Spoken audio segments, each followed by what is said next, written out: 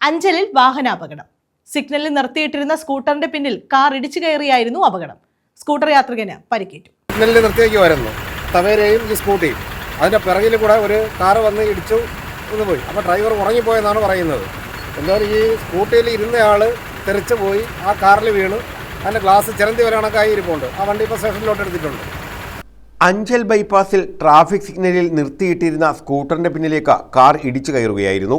അപകടത്തിൽ സ്കൂട്ടർ പൂർണ്ണമായും കാറിന്റെ മുൻവശം ഭാഗികമായും തകർന്നു. അപകടത്തിൽ പരിക്കേറ്റ സ്കൂട്ടർ യാത്രികനായ അഞ്ചൽ സ്വദേശിയെ പോലീസും നാട്ടുകാരും ചേർന്ന് അഞ്ചലിലെ സ്വകാര്യ ആശുപത്രിയിൽ പ്രവേശിപ്പിച്ചു.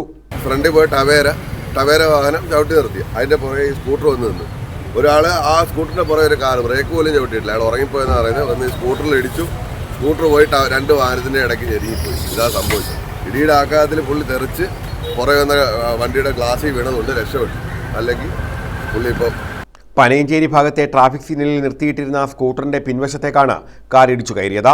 കാർ ഡ്രൈവർ ഉറങ്ങിപ്പോയതാണ് അപകട കാരണമെന്നാണ് സൂചന. അഞ്ചൽ പോലീസ് മേൽ നടപടികൾ സ്വീകരിച്ചു. News bureau, Anchal.